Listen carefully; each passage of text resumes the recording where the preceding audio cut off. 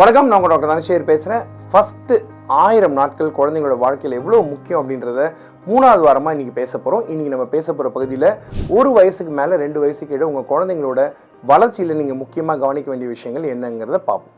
உடலில் இருக்கக்கூடிய முக்கியமான ஒரு பகுதி மற்றவர்கள் மாதிரி இருக்கக்கூடாதுன்னு சொல்கிறதுல கைரேகை எல்லாருக்கும் தெரியும்.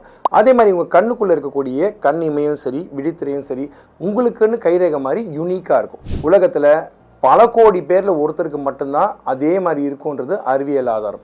அதே மாதிரி உங்கள் வயிற்றுக்குள்ளே இருக்கக்கூடிய குடல் பாக்டீரியா இந்த 1 to 2 இயர்ஸில் தான் முக்கியமாக ஃபார்ம் ஆகுது.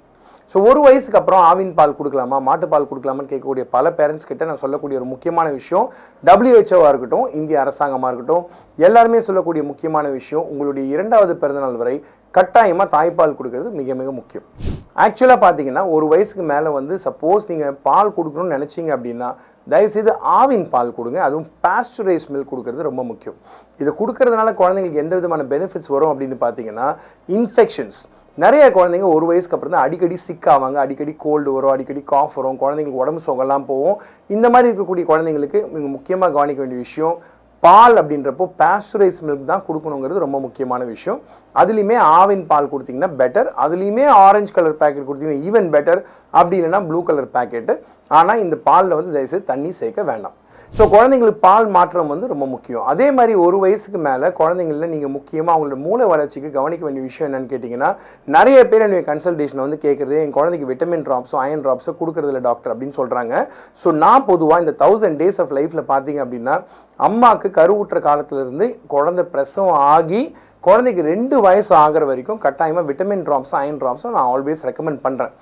ஏன்னா இந்த 1000 days லைஃப்க்கான கான்செப்ட் தான்.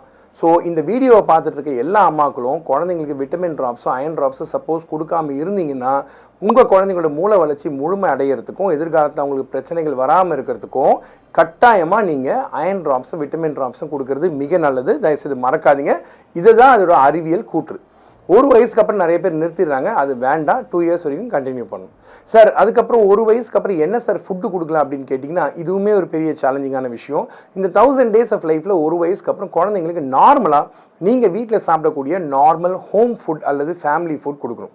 ஸோ இப்போ நீங்கள் 1 வயசுக்கு மேலே உப்பு சேர்க்கலாம், சர்க்கரை சேர்க்கலாம், தவறு இல்லை. எதுவுமே அளவுக்கு மிஞ்சின அமுதம் நஞ்சுன்ற மாதிரி அளவாக கொடுத்தீங்கன்னா பிரச்சனை கிடையாது. குழந்தைங்களுக்கு நார்மல் ஃபேமிலி ஃபுட்டு 1 வயசுக்கு அப்புறம் கொடுக்கலாம். சார் குழந்தைங்கள இந்த ஃபஸ்ட்டு 1000 days ஆஃப் லைஃப்பில் வேறு என்ன சார் பார்க்கணும் அப்படின்னா, 1 வயசுக்கு அப்புறம் குழந்தைங்களுக்கு கட்டாயம் பூச்சி மருந்து கொடுக்கணும். அதுவும் 6 மாதத்துக்கு ஒன்ஸ் கொடுக்கும். 6 மாதத்துக்கு ஒன்ஸு 2 டோஸு, முதல் நாள் 1 டோஸும் அதே மருந்தோட இன்னொரு டோஸ் 15 நாள் கழிச்சும் கொடுக்கறது கட்டாயமாக மிக மிக முக்கியமான விஷயம். 1 வயசுக்கு அப்புறம் குழந்தைங்க நிறைய பேர் பார்த்தீங்கன்னா எல்லார் வீட்லேயுமே என்ன பண்ணுறாங்கன்னு கேட்டிங்கன்னா, குழந்தைங்க இனிமேல் மசிச்சு ஃபுட்டை கொடுத்து குழந்தைங்களே டக்குன்னு வாய்க்குள்ளே தள்ளி விடுறாங்க. அது தவறான அணுகுமுறை. குழந்தைங்களுக்கு கொடுக்கக்கூடிய உணவில் நீங்கள் ஞாபகம் வச்சுக்க வேண்டிய விஷயம் என்னன்னு கேட்டிங்கன்னா, நார்மல் ஃபேமிலி ஃபுட்டுன்றது கையில் மசிச்சு நீங்கள் கொடுக்கக்கூடிய உணவு மிக முக்கியம். ஸோ விட்டமின்ஸ் பேசிட்டோம், அயன் ட்ராப்ஸ் பேசிட்டோம், குழந்தைங்களுக்கு கொடுக்கக்கூடிய உணவை பற்றி பேசிட்டோம், குடல் புழுவை பற்றி பேசிட்டோம். 1 வயசுக்கு மேலே வேறு என்ன சார் கொடுக்கலாம் அப்படின்னா, என்னுடைய பர்சனல் ரெக்கமெண்டேஷன், என்னுடைய நிறைய பேஷண்ட்ஸ் 2 வயசுக்கு அப்புறம் ட்ராப்ஸ் என்ன சார் கொடுக்கலாம்னா, நான் ஒரே ஒரு ட்ராப் தான் ரெக்கமெண்ட் பண்ணுவேன். யூஸ்வலாக எல்லாருக்குமே DHA கொடுப்போம். இந்த DHA சிறப்பு பொதுவாக நீங்கள் 8 வயசு வரைக்கும் கொடுக்கலாம். ஏன் 8 வயசு வரைக்கும் கொடுக்கலாம் அப்படின்னு பார்த்தீங்கன்னா, குழந்தைங்களோட மூளை வளர்ச்சி முழுமை அடைகிறது 8 வயசு தான். ஸோ அவங்கள நீங்கள் ஷார்ப்பராக மாற்றணும் அப்படின்னு நினச்சிங்க அப்படின்னா, நீங்கள் கட்டாயமாக DHA கொடுக்கறதுல எந்த தவறும் கிடையாது. ஸோ வேறு என்ன சார் கொடுக்கலாம்? 1 வயசுக்கு மேலே பார்த்தீங்கன்னா பொதுவாகவே எல்லா குழந்தைங்களுக்கும் மினிமமாக நீங்கள் ஸ்க்ரீன் டைமை வச்சுக்கிறது நல்லது. ஸ்க்ரீன் டைம் ஒரு நாளைக்கு 1 வயசுலேருந்து 2 வயசுக்குள்ளே just 1 hour per day is very important. என்னடா இது புதுசாக விதி போடுறீங்க அப்படின்னு கேட்டிங்கன்னா, விதிமுறைகள் கிடையாது. அமெரிக்கன் அகாடமி ஆஃப் பீடியாட்ரிக்ஸ் ரொம்ப தெளிவாக அவங்களுடைய கைட்லைன்ஸில் எவ்வளோ நேரம் குழந்தைங்களுக்கு மனசை பாதிக்காத அளவு ஸ்க்ரீன் டைம் அளவு பண்ணலான்னு கேட்டிங்கன்னா 1 hour தான் சொல்கிறாங்க. ஸோ இதை கடைபிடிக்கிறது மிக முக்கியம். 1லேருந்து 2 வயசுக்குள்ளே தான் குழந்தைங்களோட அட்டகாசம் ரொம்ப அதிகமாகும். அதனால் நீங்கள் அந்த வயசில் கொஞ்சம் கவனமாக இருக்கிறது மிக முக்கியம். ஸோ என்னுடைய ப்ராக்டிஸில் மேக்ஸிமம் பார்த்தீங்கன்னா 1 வயசுக்கு அப்புறம் வரக்கூடிய நிறைய குழந்தைகளில் என்ன பிரச்சனையோட நீங்கள் பார்க்குறீங்க அப்படின்னு கேட்டிங்கன்னா, எடை குறைபாடு தான் மிக முக்கியமான ஒரு பிரச்சனை.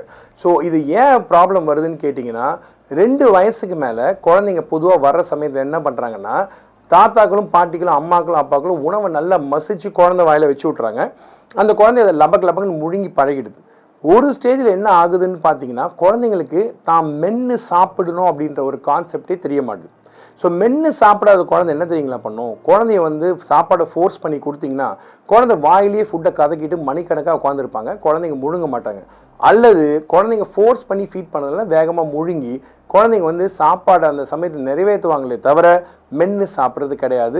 இது ப்ரோக்ராமிங் அண்ட் ரீப்ரோக்ராமிங்னு சொல்லுவோம். ஸோ தயவுசெய்து கவனமாக பாருங்கள். ஸோ 2 வயசு வரைக்கும் தடுப்பூசிகள் முடிஞ்ச பிறகு 2 வயசுக்கு மேலே பொதுவாக தடுப்பூசிகள் எதுவும் கிடையாது. ப்ரீ ஸ்கூல்னு சொல்லக்கூடிய குழந்தைங்க 4 வயசுல தான் அடுத்த தடுப்பூசி வரும். ஸோ இந்த முதல் 1000 நாட்களில் வந்து நம்ம 3 செக்ஷனாக பார்த்தோம். கருவுற்ற நாள்லேருந்து பிரசவம் ஆகிற வரைக்கும், பிரசவம் ஆனதுலேருந்து ஃபர்ஸ்ட் பர்த்டே வரைக்கும், ஃபர்ஸ்ட் பர்த்டேலேருந்து செகண்ட் பர்த்டே வரைக்கும். ஸோ இந்த 3 எபிசோட்லையும் குழந்தைகள் பராமரிப்பில் வளர்ப்பில் என்னென்ன விஷயங்களை கவனிக்கணும் அப்படின்றது என்னால் முடிஞ்சதை சுருக்கமாக இந்த 3 பகுதியில் சொல்லியிருக்கேன். சேனலை தொடர்ந்து பாருங்கள், கமெண்ட்ஸ் எழுதுங்க, சப்ஸ்கிரைப் பண்ண மறக்காதீங்க. இது SS child care, doctor Dhanasekar. நம்மளுடைய சேனல் இன்ஸ்டாகிராம்லையும் நிறைய குழந்தைங்களோட இன்ஃபர்மேஷனும் ரீல்ஸ் நிறைய போட்டுட்ருக்கோம், யூடியூப்லையும் ஷார்ட்ஸ் வருது. கீப் சப்போர்ட்டிங் அண்ட் கீப் வாட்சிங். Thank you very much. நன்றி, வணக்கம்.